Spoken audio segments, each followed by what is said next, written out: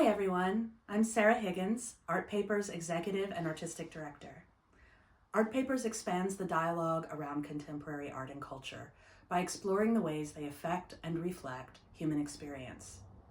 You can find a rich archive of interviews, reviews, feature essays, artist projects, and more on artpapers.org.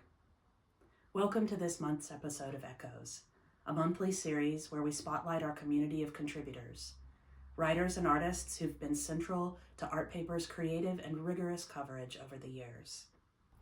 This month, we revisit a conversation between curators and Art Papers' contributing editors, T.K. Smith and Tate Baeza.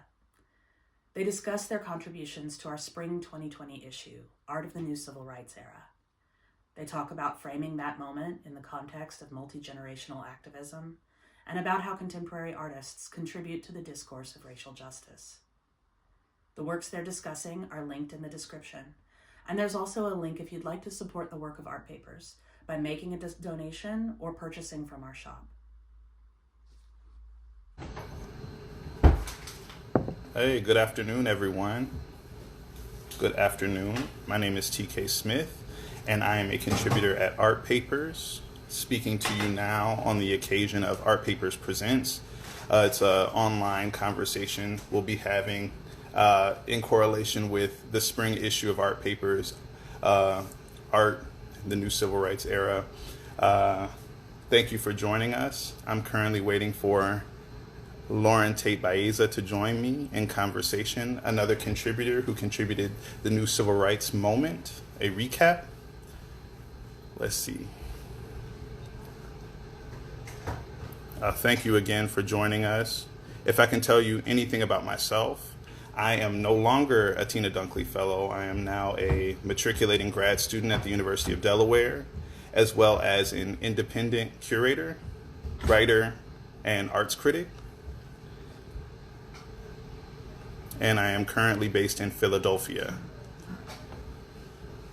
And Tate Baeza will tell you all the wonderful things about herself. She's an amazing scholar, amazing independent curator, an Africanist. She is the head of curation at the National Center for Human and Civil Rights, and just an all-around amazing person. I'm so thankful to be able to speak with her today.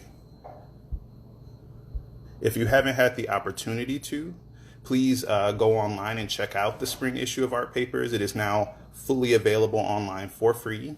All of our contributions, the dossier, and the reviews are available. And also, if you could look out for our summer issue, which will be coming soon, called Living and Working, where a lot of discussions on living and working within our field will be discussed. And so, here's Lauren, y'all. Hi. Good afternoon. It's good to see you. Good to see you.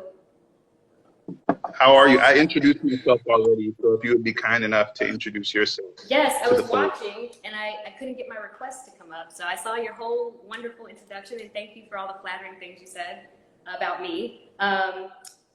So I'm Tate Baeza. I'm a curator and an Africanist, and I am currently the Director of Exhibitions at the National Center for Civil and Human Rights. I was fortunate enough to be a part of this incredible issue of Art Papers, and I'm excited to talk to TK about his incredible contribution to this issue. So yeah, good afternoon, everyone. Happy Thursday. And we decided we would format this going back and forth, asking each other questions about individual contributions. If you want to jump right into it, I'm ready. Yeah, okay. TK.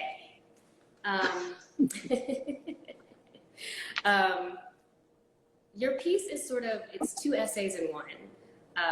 That's how I experienced it. There's your critical commentary on public monuments and how they embody and perpetuate power and national political histories. Most explicitly, you point to Confederate monuments as symbols of ongoing white hegemony. But then there's also this personal narrative that's woven through the piece, wherein you recount stories about your experiences with protests and police in St. Louis. And in the more personal segments, you discuss the body as a political tool. You engage, for example, how it can be strategically used to convey humor or weaponized through posturing. And you discuss how simple choices, sagging your pants, growing your hair out, or dressing up, each have a correlation to your relative viability for survival, as you say. Beautifully said. Later in the piece, as you continue to recount some of the more personal stories, the reader experiences you using your body as a political object through the act of protesting. You block traffic with your body. You lay down in the street to simulate Michael Brown's death. You use your body also to demonstrate affection and support, holding hands with two people you love at a protest, for example. So in addition to images of monuments, you include photographs that you took of bodies, in particular how people are adorning themselves. There are photos of tattoos and so forth. And in the end, when you're discussing Kehinde Wiley's Rumors of War, you take a lot of time to talk about how the figure, the subject, is adorned, how their hair is styled, what they're wearing, and how their posture is displayed for that piece. So I have a two-part question, and I don't mind coming back to ask the second one again if you forget by the time we get there. But with all of that in mind, can you take a little time to talk more about your takes on both the power and the limitations of how we physically show up in the world, specifically with regard to personal adornment and the things we can control? And then my second question is, what is the connection that you're making between public monuments, the built environment, and the body? The viewer is sort of allowed to see you juxtapose these things and glean their own meaning from it, but what are you specifically, what are the lines you're specifically drawing? If you could answer those two. Yeah. The juxtaposition was intended to connect these two things. So even though they seem starkly different, I think it's the same conversation. And what we're talking about is how my body, my individual body, is placed in an environment that is built and constructed in and around me, right? And how I adorn my body, just as well as how we adorn, of course, environment, are expressions of ideas, memories, commemoration, X, Y, and Z. And so I think that it all begins with the body, and that is where we are most individually autonomous and controlling and politicizing. I can choose to use my body in particular ways. I can dress my body in particular ways to say particular things. I can assimilate. I can be marginal. I can marginalize myself. I can be oppositional. I can be controversial based on particular ways that I present myself within the society that we have collectively, more so in the hands of those of power, have built together. And so I think that what might seem a stark difference isn't that different. How we memorialize, I memorialize, especially when you think about the means to memorialize and people who don't have much of any material wealth, how they memorialize, and then how those with vast amounts of material wealth memorialize. They're not that different, even though some are more ephemeral and speak to the experiences of life. Give me the second part one more time. That was the second part for me. The first part was just, what are your takes on the power and the limitations of how we show up in the world? Like, what is the power that we have? Like, to what extent do we have autonomy, still showing up in the world in this body? And then how are we limited in this body? Does that make sense? Yes. And I think my response to that is going to be super specific because I exist within a Black body and because it's racialized and you can tell that it's racialized to have brown skin and pinky hair. Like my experience with how I present myself is hyper aware, like that Du Bois double consciousness. I'm always constantly seeing myself, how I see myself, and that is contrasting with how I am perceiving the world perceiving me because of these particular things. And so every body has, if they were to claim that autonomy or take the time to be introspective about how they present themselves, or making particular small and sometimes large choices for how they are going to participate or work against the society that they're in. And the limitations of that is that the body itself is ephemeral. You can only give so much of yourself before it starts getting destroyed or taken away. Um, and so even though I want to be optimistic today and say that it's endless how you present yourself, how I speak to you, what language I speak to you in, how much of my accent I give you, how long I let my hair get, how scruffy I let my face get. All of these things are pushing against, pulling towards a particular political ideology, I guess, a form of assimilation. But it's a limit because because I'm Black, it can kill me. You know, if I'm walking down the street sagging my pants and looking threatening, somebody might shoot me. And, you know, 5 years ago, I might say, if I were being aggressive or if I was, you know, but no, we're at a point now where we all understand I could just literally be walking down the street and somebody might just shoot me because they don't feel safe because of the way that I carry myself. So that's how I would answer that one. I know that was long, but I have a question for you. And it comes from the title of your work that contrasts with the title of the issue. The issue is called Art in the New Civil Rights Era. And then your work, which really opens up the issue after the editor's note, uses the term moment instead of era, which I understand is completely a conscious choice.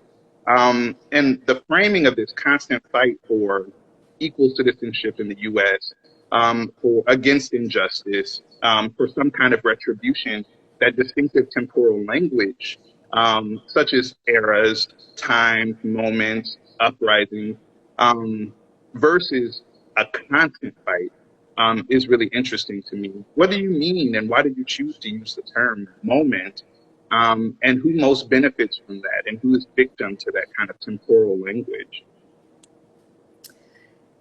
So for me, I use the word moment instead of movement. I was using that really deliberately as a replacement for the word movement. I teach, I do this lecture that's called Art in the Age of Black Power. And when I do it, I'm really speaking about artistic productions from 1967 through the bombing of MOVE in the 80s. But I frame it at the very beginning of the lecture through giving it historical context. I generalize, four major movements, Black social movements in America. And then I also sort of make my argument that we're still in the Black Power movement. And I base that on the demands. So the movements that I kind of walk people through when I teach this is the abolitionist movement, the anti-lynching movement, the civil rights movement, and then the Black Power movement. And I stop there because, again, I feel like that's where we still are. It was responding to a failed war on poverty, Lyndon B. Johnson's war on poverty, blighted urban communities, and very explicitly responding to the over-policing of Black communities, and the observation that this was then funneling people into a judicial system that was going to be biased, was going to be likely to find them guilty, and then going to give them harsher punishments than non-Black people for the exact same crime. And this is very detailed in all of the work that's written by, most notably, the Black Panther Party, but other organizations at the same time that were existing at the same time and in dialogue with the Black Panther Party. And it's the same list of demands all these years later. So it started off being called the Black Power Movement. We may want to change that title as history, as this becomes history and as time progresses. And maybe this will all be identified as one giant movement that is sort of responding to state violence. It appears to me, just my subjective opinion, that with every success, systemic white supremacy finds another workaround. So the abolitionist movement was successful, and in the immediate aftermath of the Civil War, we had this incredible little tiny brief moment of progress, especially considering that people were literally just enslaved during Reconstruction. And then there was a response to that, right? Rampant lynching started happening from the post-Civil War era through ongoing, but it really in this dramatic, constant, frequent, arbitrary, terrorizing way through the 1920s or so.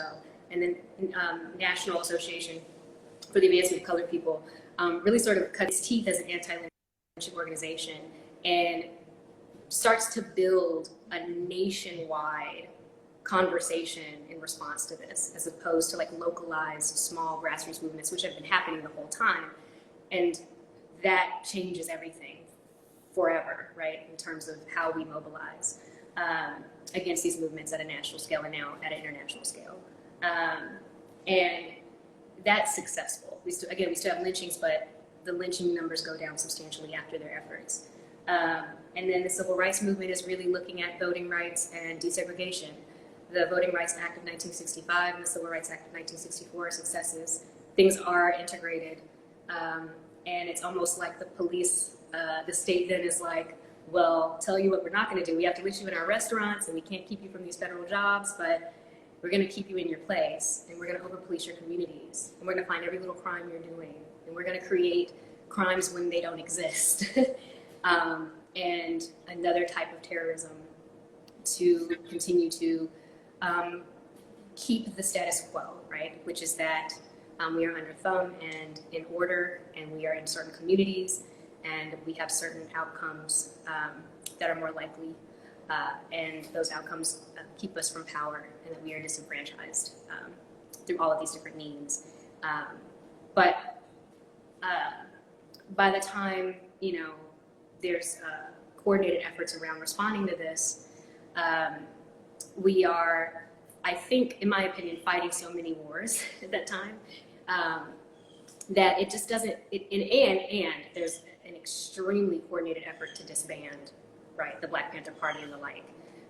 But there's all these layers. I won't take too much time, but there's all these layers, of course, with the proxy wars happening, and it just gets really complicated, and broad Soviet U.S. geopolitical stuff is kind of layered on all of this more simple struggle for just to stop over policing our communities. And so it's never really gets a thorough treatment. It's never really heard out, and there's no real reform at all of the levels that it needs to take place in order to see change. And it's the same call for action. And so when it came time to write my piece, the title of the paper had already been named, Art of the New Civil Rights Movement. And so I felt like I needed to frame what I thought was meant by that. And so this last moment, or chapter in the larger book of this ask, or this conversation Black communities trying to have with America, is the most recent moment, is what I titled it. And the recent moment, I think, speaks to Black Lives Matter, which of course the hashtag is birthed out of the Trayvon Martin trial and the acquittal of George Zimmerman. It also, to me, this new era sort of speaks to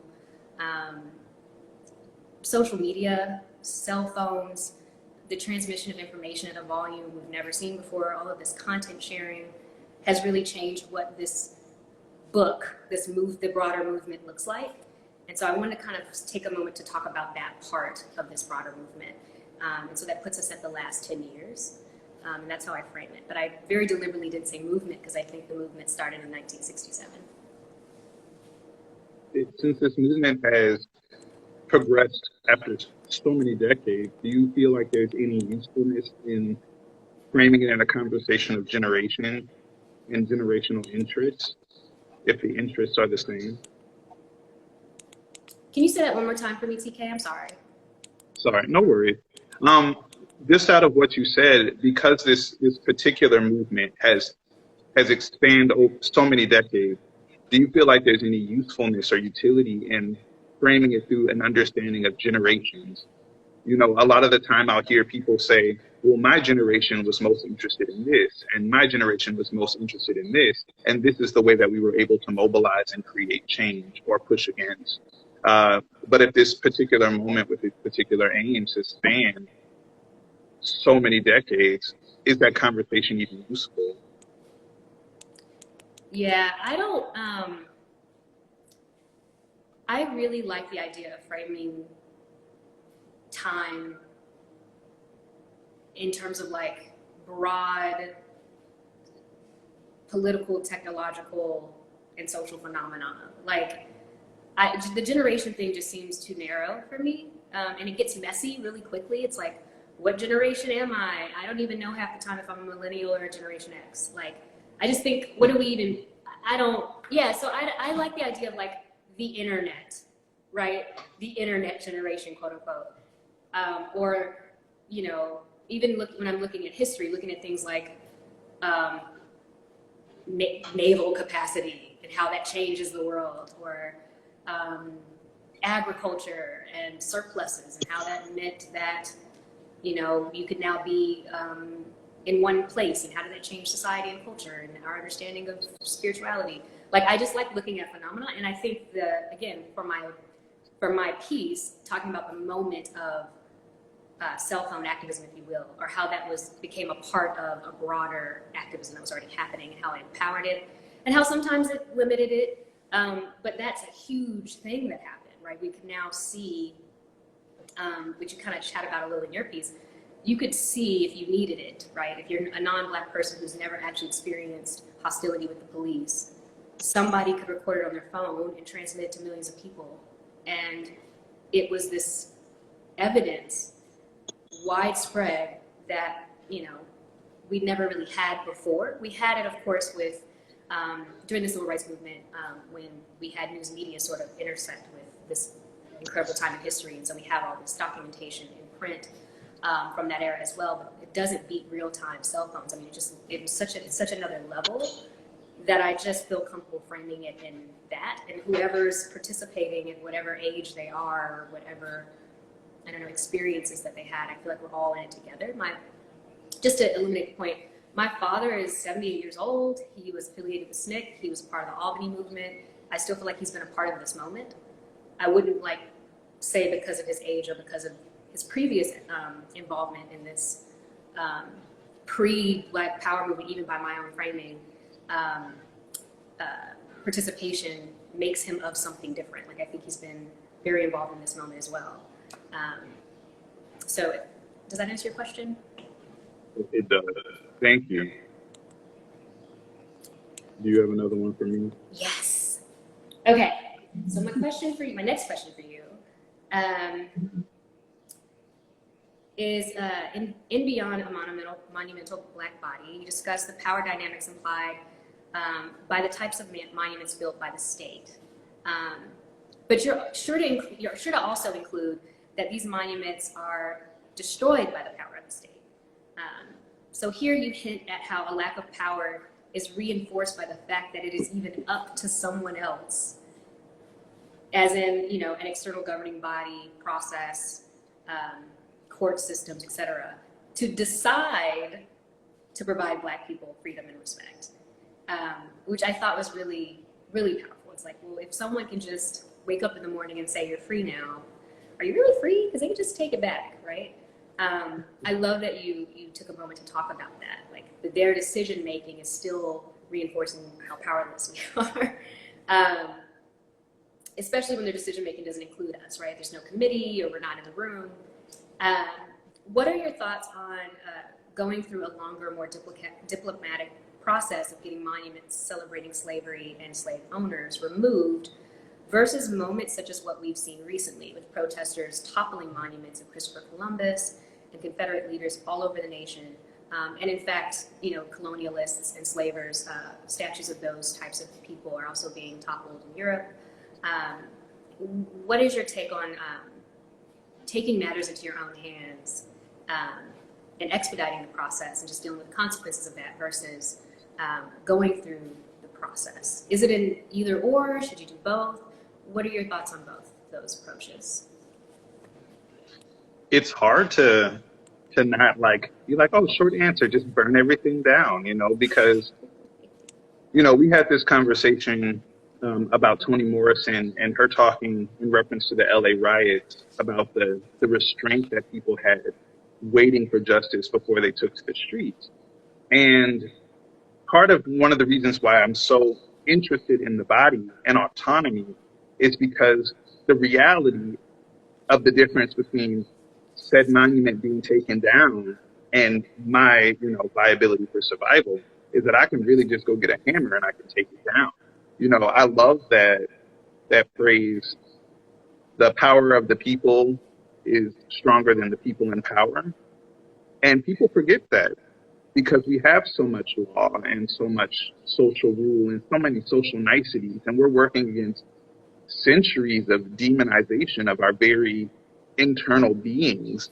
People assume that Black people are inherently violent, inherently lazy, not ready for citizenship in Reconstruction era. Like, what are we pushing against? We're pushing against reality and ideology. And so if you say, should people really just be decapitating these statues? No, you can make an appeal to your city council or your city board and ask them to please remove it because it's racist. And then you have to prove why it's racist. And then it becomes a conversation on why you, as an individual, deserve to be treated like an equal citizen, why you are offended. And then you have to get into the historical context of all these things. Or, risking jail, you can go take it down. And the messages are just equally powerful, if not one more powerful than the other. When they threw that statue in the canal, the symbolism of that, it's impactful in a way that is more impactful than that statue just standing there. And that's the combative powers of white supremacy. How many of us is it going to take for you to remove this one symbol? How many of us, how many people, in reality, it only takes one person with a hammer. And so I'm not saying we need to go tear down all these statues. I'm just saying there's a reality to this conversation. And then there is litigation. And there's a reality to trauma, pain, murder, suffering. And then there is litigation. And if to stop me from being murdered, killed, traumatized, I have to do something. I think I need to go ahead and do that and not become a victim of that restraint or that resilience, that language we use to slow down natural reactions to things. So, yeah, burn it down. They're statues, they're not people. One, if you really wanted it back, you can build it again. They're not that priceless. They are stone and metal, and it's the future now, plastic. Like, we're getting innovative. And let's talk about what could be put there instead. We can construct just as well as we can deconstruct. That's also a part of the conversation. If that answered it fully. Thank you for that. Do you have a question for me, TK? Yes. I want to know a point of entry for you in your own personal social activist life. I think about us, again, as autonomous individuals, learning of our world, learning of our society, learning our history, and feeling the oppressive pressures that are put on us constantly. And I think, what is the last straw in the haystack that pushed someone to action, to change, to get involved? And I'm curious what that is for you in your own personal life, seeing your career's trajectory. Thank you for such a personal question. So I think I have to start first with being really forthcoming about how I grew up. I think I had a little bit of a head start. So my parents, my father in particular, were what I now understand to be pro-Black. But I didn't know that. I was just being raised. They steeped our lives in Black poetry, Black history, Black values of beauty, Black literature. I never had my hair relaxed. And they did it with little fanfare. It wasn't like discussed in our home, like, we are activists, we are, Pan-Africanist. It didn't really come up. They were just busy raising me steeped in an environment where I saw myself and felt like I belonged everywhere. And all my children's books were Black, my dolls. I truly didn't understand that this was an exceptional way to grow up as a Black person in America until I got a little older, and really started to observe other Black kids' bedrooms when I'd go over their house to play, that they had white dolls, that they had books with white characters in them. And I realized, that they were, as a result, probably not of this alone, of course, but began othering themselves. This, as you talked about, this Du Bois, and like imagining what they look like through the lens of white people, in a way I never really learned to do. And so as I grew up and went out into the world, there were certain elements of standards based on proximity to whiteness that I had never internalized. I never had to unpack, and therefore I never had to unpack them. Like, I think we all have gone through that. By the time we're a good bit in our adulthood, we've unpacked that and we've re-embraced our identity, whether we wanted to or not sometimes. But I never really had to go through that process because it was never upheld for me in the first place. So I mentioned my dad was a Pan-Africanist, or that we were Pan-Africanists as a family.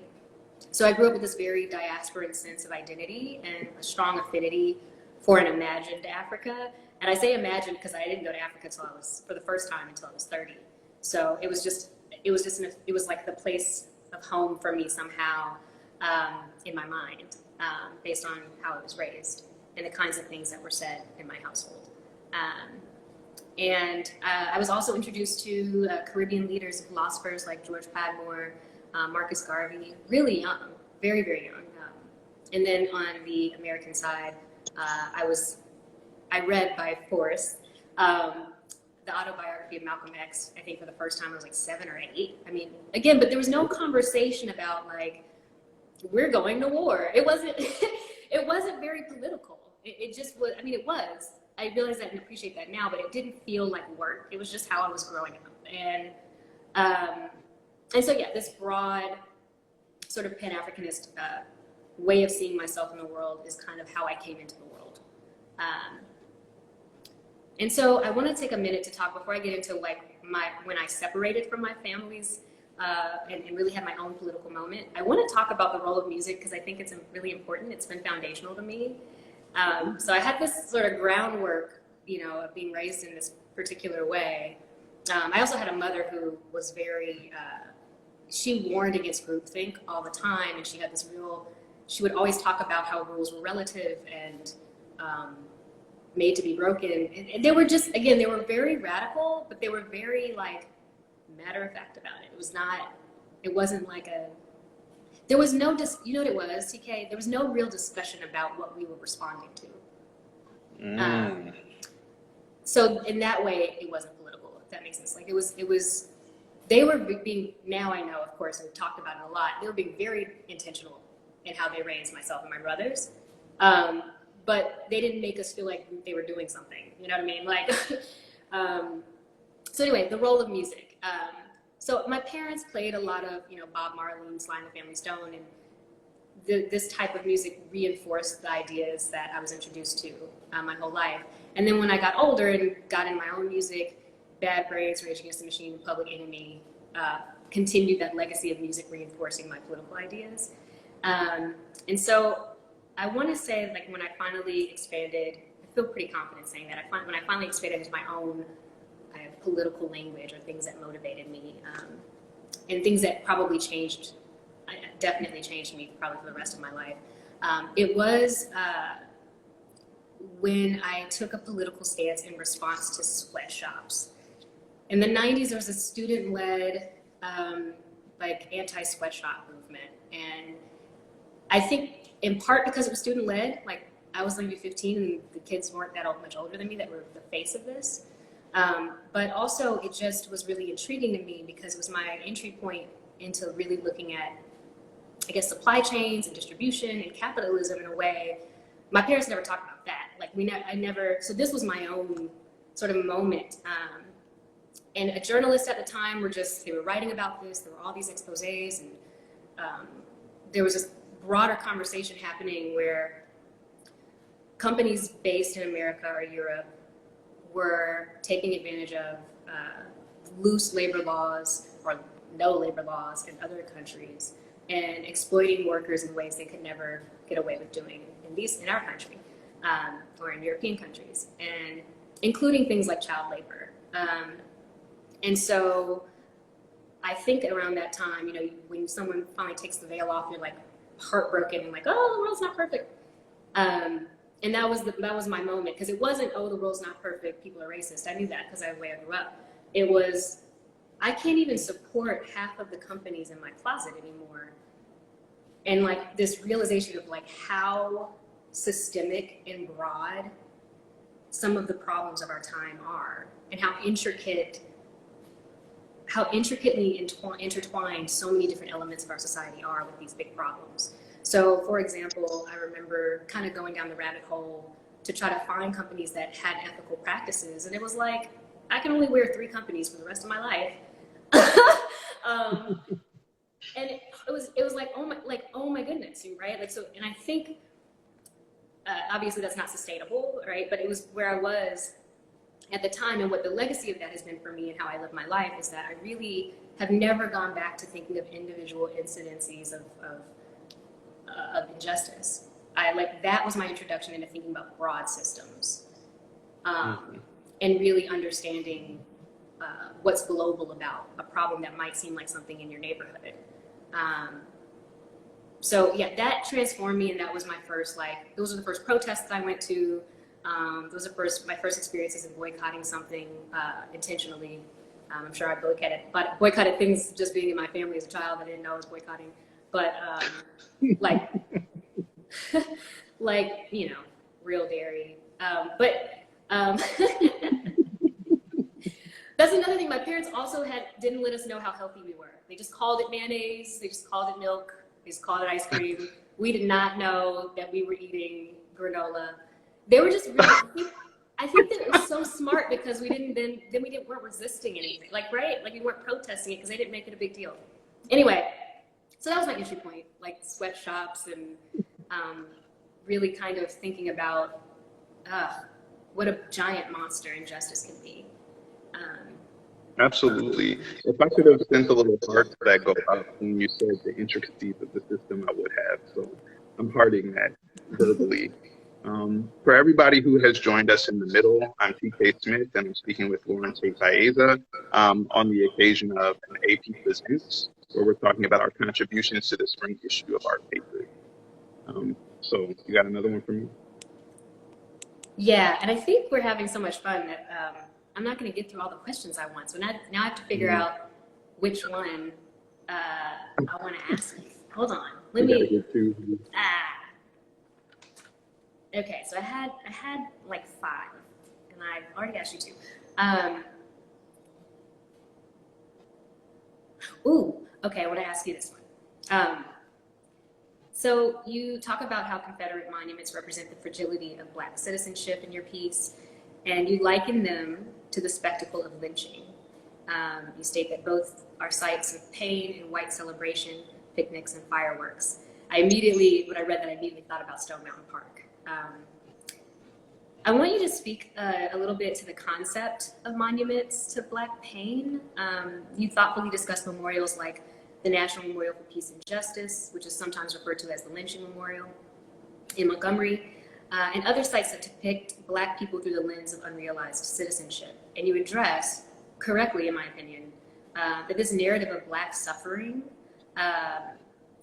you cite even Kara Walker's work, which you talk about Emmett Till's lynching photograph, his funeral photograph rather, and how widely distributed that was.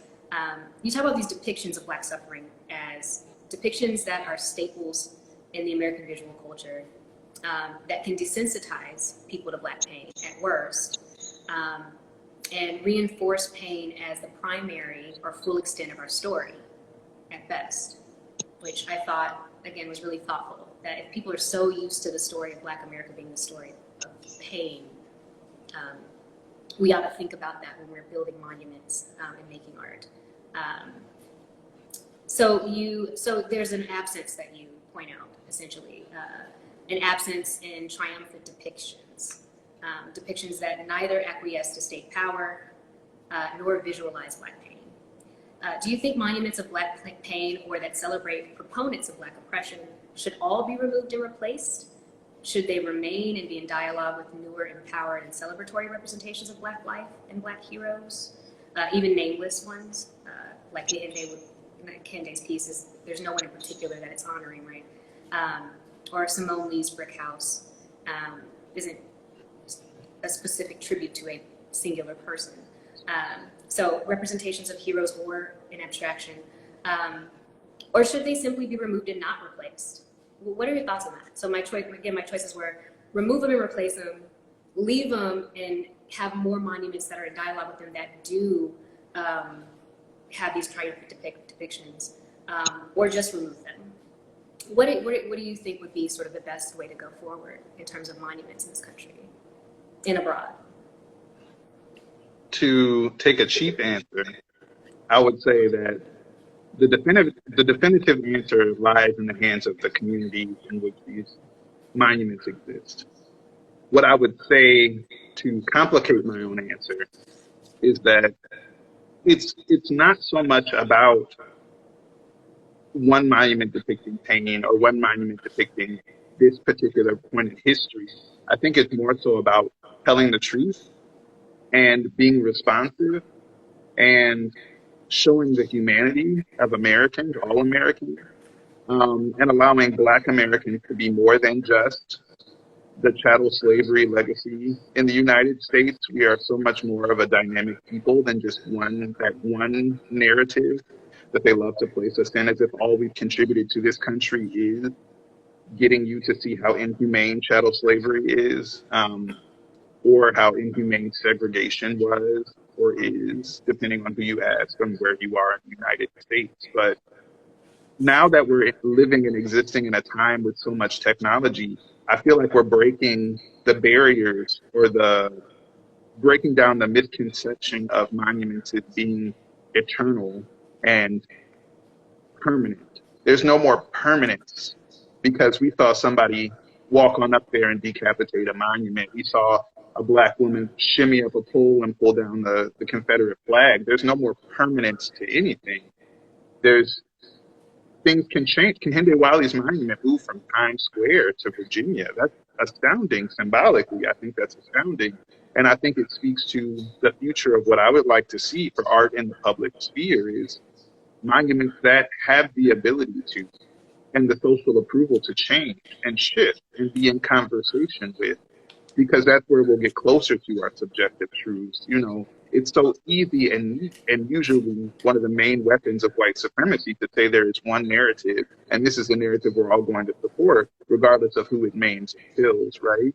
What if we had multiple narratives in public space? What if we opened up public space to debate and conversation? You know, I think it's much more valuable to recognize how the people in a space shift and change, and how, you know, my historical Black community doesn't necessarily want this Confederate monument anymore, or how this now new gentrified white community doesn't recognize the Black monument that should be there because there was once Black people here. You know, I think they can all exist and all be acknowledged. We can acknowledge all of those histories, and there doesn't need to be one that is higher or more supreme than another, based on who has the means to build it and the government support to place it. If you see an empty plank, you can fill it with something, even if it's just yourself. You know, you can put something in there, even if it's a can of Fanta soda. Like, I don't care. Be a part of the conversation is what's most valuable to me. Thank you for that. I love your note on. I don't know. I'm kind of in love with the temporary, like that we have perhaps what's most important is that we respond to the moment. And if the community changes what it wants, it changes what it wants, and it's okay, right? I kind of love that. Yeah, and it's exciting. You know, we have enough technology to say, like, well, in 1990, people were really thinking about this. That's how scholarship, that's academia, you know.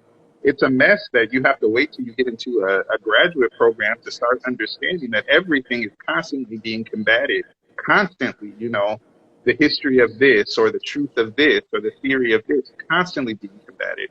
So why can't that be the truth on the street? Who is served most by permanence? We are not, as beings, we're not permanent. So why does our built environment have to be? The natural environment isn't permanent. So getting to your question, um, at the National Center for Human and Civil Rights, you wear a lot of hats, you wear a lot of hats and you represent a lot for that institution. Can you tell me how you mobilize that institution to blend curation and social justice? And can you tell me how you've created initiatives there that have expanded beyond the institution and how your work is continuing outside of the center as well? Yes, thank you for teeing me up for the plug. So at the center, I mean, it's a center that tells this beautiful story about the American Civil Rights Movement, and it couches it in this window of 1954 through 1968, and really tries to make that meaningful globally by putting it next to or kind of leading. You have to go through it to kind of be led into an exhibition about the global human rights issues of our time, which is just a survey of some key human rights problems and heroes who have worked to solve those problems, address those problems all over the world. And so we are already positioned to be a dialogue by what we are about civil and human rights issues. We have advocacy arms, always have, and so the museum part is just half of what we do. Since we've had to close down during the pandemic, we've launched into advocacy full time. The building is no longer an option or a place for me to tell stories. In that position, I was definitely not just the caretaker of the 2 permanent exhibitions, but was the person who organized temporary exhibitions and am still whenever we reopen, that enhanced those permanent exhibitions. So little small exhibitions with the small amount of square footage I had to work with, and then most recently reactivating the plaza outside so that we aren't as limited by the square footage of the building. I was really happy to join the new campaign that we launched as a part of a response to inequities laid bare by COVID, and also as a response to being closed. But I'm almost evangelical in my belief in artists and their ability to help us navigate and solve problems. And so I wasn't satisfied with just sort of being another person helping on the team, helping to run this broader campaign, which is designed to produce some really thoughtful webinars, and also, perhaps more importantly, engage people to participate in their local government, give them tools for how they can be more active participants in democracy. It's great. I wasn't satisfied with that being all I contributed. I always feel like the way that I can most add value is to sort of bridge this gap between social action and the creative world. And so I created this with some really great partners, little social media activation initiative that was designed to sort of crowd curate, community curate some selections of powerful works of art that really have helped us manage these really big problems. As I said, like thinking about systems and how to address problems that sometimes just feel way outside of our grasp. And so I just think that artists, they really help us with that. They nail it. And so do a lot of people, and they've been sharing their work. This sort of branch of our larger campaign is called Art for Equal Dignity. And so people are invited to share works of art, credit the artists, celebrate the artists with us, That's what we're all here to do. If you are an artist, feel free to share your own work and how it's in conversation with some of these civil and human rights issues of our time. And use the hashtag. So when you search that hashtag, you end up having this beautiful wall of political artwork. What's been really beautiful about the campaign that I didn't intend has been the captions. And people have really taken time to write really thoughtful captions. And I've gotten text messages and phone calls from people thanking me for inviting them to participate and giving them an excuse to reflect. That in these times, a lot of people have been just sort of burdened with what to do. They want to do something, and no one's asking them how they feel. And this exercise has been an opportunity to express how they feel through their own artwork or through others, and to have a space in this caption to really articulate where they are, which is really important work, especially when it comes to the do. Because if you haven't properly reflected on the moment, your do isn't going to be as impactful or effective. So that's been the campaign that we're doing right now, where I'm trying to continue, as I always have in the physical building, to bring in the voice of artists. There was a series that I started a couple years ago when I first began working at the center, of conversations where we invited artists to talk about some of the problems of our time for the same reason. So it's an ongoing thing for me. It's a personal initiative for me to invite them to the same tables that politicians, human rights attorneys, pundits get invited to over and over and over again, because they have something so invaluable to offer. And so that's what I've been doing as an extension of this broader campaign for equal dignity that is actually like working on policy issues. I've created this art activation to help engage a community around this and to hopefully bring people over to the main campaign. I've had the privilege of participating myself, and I think it was a good experience for me. One, to curate something because everything is closed, and to think critically about the platform you've created for me to be able to say something. You know, I have so many things I want to say. Like, I'm just sitting in the house, like bubbling with all of these things that I'm reading and wanting to interact with people, and how I'm feeling and how I'm feeling about the more national, global conversations we're having, social conversations, environmental conversations. And it was just a beautiful way for me to be able to reach out to people I know and people I don't know. I'm a fan. I'm a fan of the campaign. So thank you so much for creating that. And we have about 8 minutes left, y'all. So if anybody has any questions, now's the time to send it to us. Obviously, we like to talk, so please don't be shy. And you can find me, TK Smith, and Tate Baeza on Instagram, should you need to find us for further questions. But until we get some questions, you want to continue? Yeah, and I just want to make sure, in case I didn't while I was talking about this, everyone who's watching, please participate.